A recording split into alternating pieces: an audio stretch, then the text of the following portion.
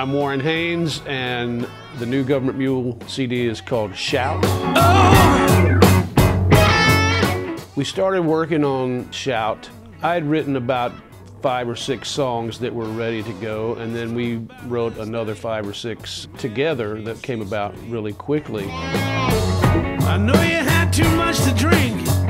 I know it was getting late. How could you stoop so low? I always tell people it's like a first date, you know, when you're on your best behavior. When you're first learning a song, it means more to you at that moment than it probably ever will again in some weird sort of way.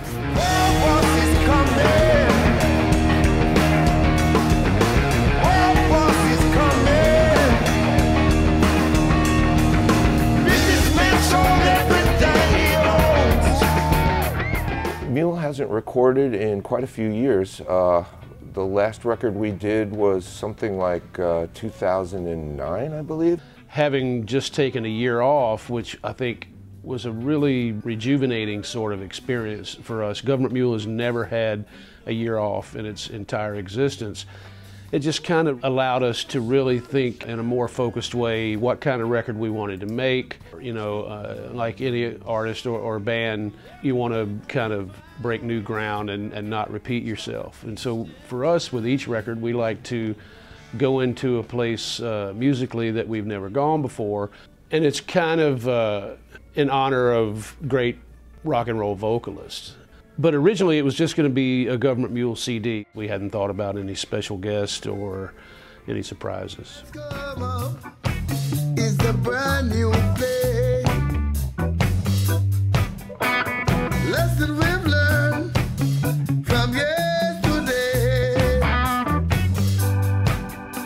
And so I don't know if it was that night or a couple of nights later. It's like 3 a.m. I'm sitting up looking at all the song titles, and the idea occurred to me, what if I just go through this list of songs and pick who would I like to hear other than myself sing each song. The original concept, I was thinking maybe it would be duets, but then like, nah, rock and roll duets, it's kind of like an oxymoron. It's kind of like jumbo shrimp in my opinion. I thought, well, what if we do 2 discs of the same songs, and there's our version and there's a version with guest vocalists. People have done duets, people have done stuff with guest artists and all this kind of stuff, but nobody had really done this. And now you new lover has left you high and dry, I gotta say. It's a funny little tragedy. A funny little tragedy. A funny little tragedy. Yeah. The vocalists that appeared on our record are all people that we've admired for a long time. Ben Harper, who we've worked with before, Dave Matthews. Steve Winwood is perhaps one of my idols, for want of a better word. I had been emailing back and forth with ELVIS Costello about small talk and this and that. From that point forward, I started thinking, well, it'd be cool to hear Elvis sing this too. Dr. John is singing on a tune that Warren and I co-wrote. We don't remember a thing. We never do it again. Say.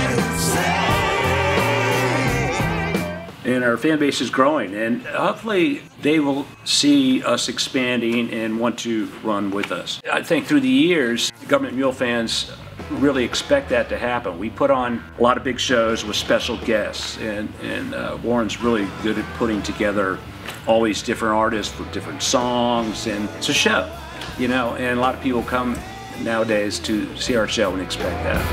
Done got wise. Oh, yeah. Done got wise. Find yourself another fool. Done got wise. We've kind of taken a non-traditional approach to everything we've done. It works for us, so you know, that's kind of something we're proud of. I guess after the fact, we're all hoping that kind of bring some people into the world of Gov't Mule that have never really heard us before. These songs, I think, kind of warrant that in a way. They all have their own personality and don't sound like anything we've done in the past. And I think hopefully hearing another singer interpret them helps shine a light on the songs themselves, and somewhere in that picture people get a glimpse of what Gov't Mule does. Gov't